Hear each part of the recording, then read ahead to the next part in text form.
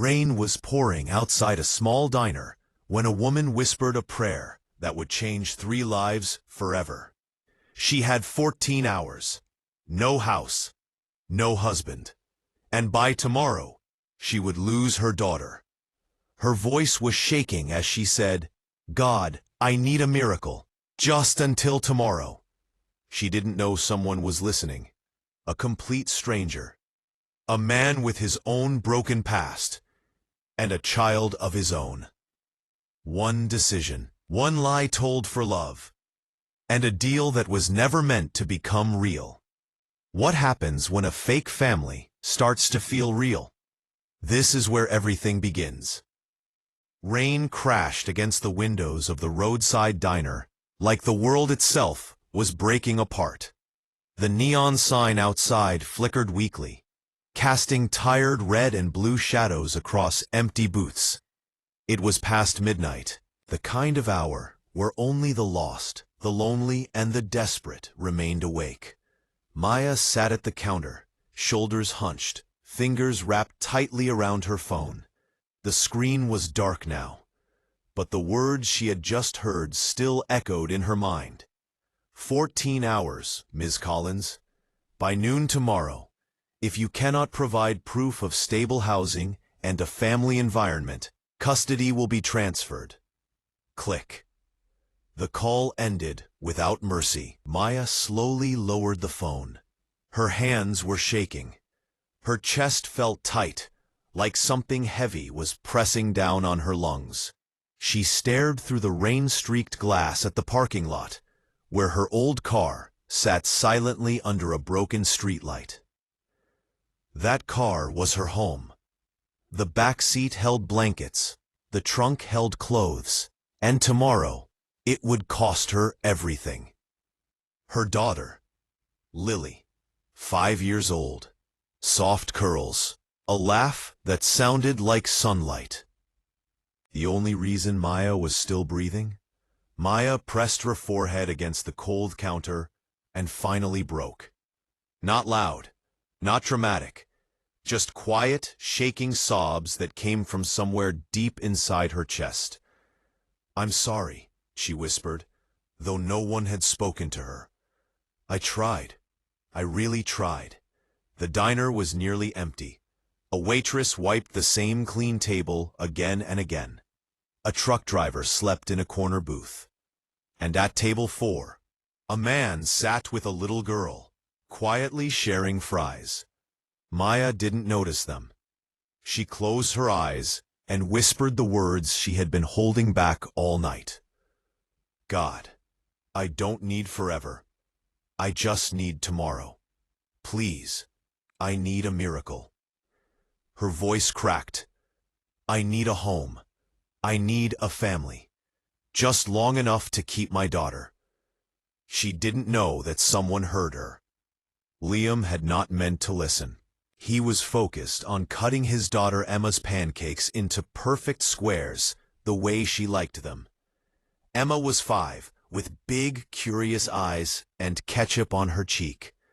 But when Maya's whisper broke through the low hum of the diner, Liam froze. 14 hours.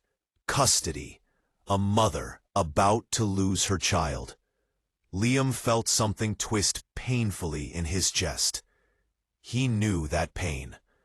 2 years ago, he had stood beside a hospital bed, holding his wife's hand as the machines went silent. 2 weeks later, he was standing alone in family court, terrified that his grief would cost him his daughter too. He looked at Emma, happily dipping fries, unaware of how fragile a child's world really was. Liam stood up.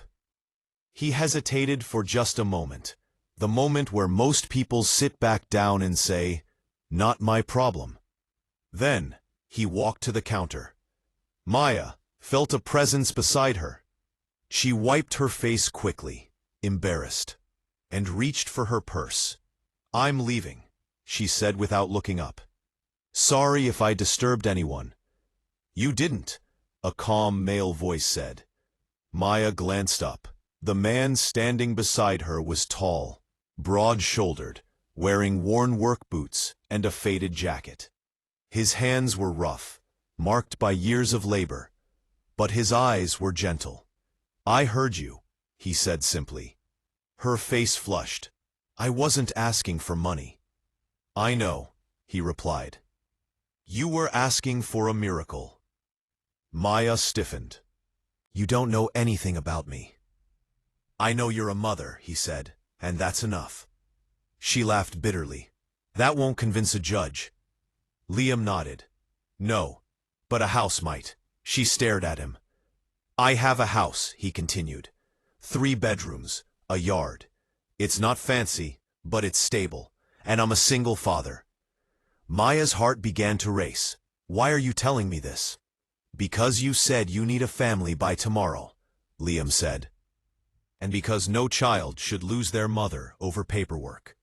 Silence stretched between them. "This is insane," Maya whispered. "Probably," Liam admitted. "But it's real." She searched his face, looking for something dangerous. A lie. A trap. "What do you want in return?" she asked carefully. Liam glanced toward his daughter. "Someone who knows how to clean better than I do, and maybe someone to read bedtime stories." Maya swallowed hard. She had no other options. "Okay," she said finally. "But I take photos. I share my location, and if I feel unsafe, I leave." Liam nodded without hesitation. "Fair." The rain slowed as they walked to the cars. Neither of them knew it yet, but a prayer had just been answered. The house smelled like dust and old coffee. Maya stood just inside the doorway, taking it all in. It wasn't dirty, just tired, like a place that had survived, not lived.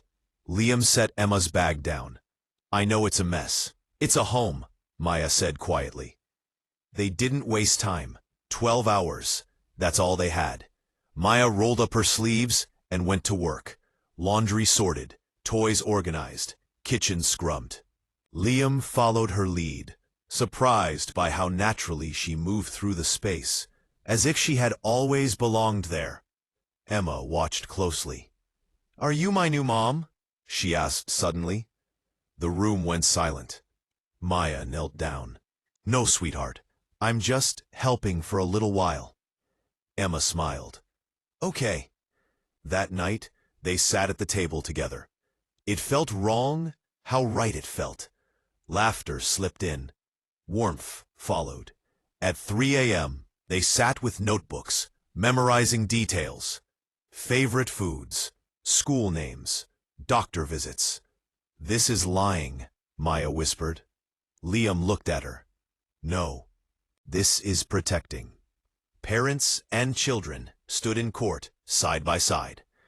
And for the first time in a long time, neither of them felt alone. The courtroom was cold. Maya's ex-husband smiled like he had already won. He had money, lawyers, confidence. Maya had fear. He spoke without rehearsed words, without pretending. He spoke like a father, like a man who knew what family meant. The judge listened. And when the decision came, Maya collapsed in relief. That evening, as the children played in the yard, Maya turned to Liam. "I asked for a miracle," she said.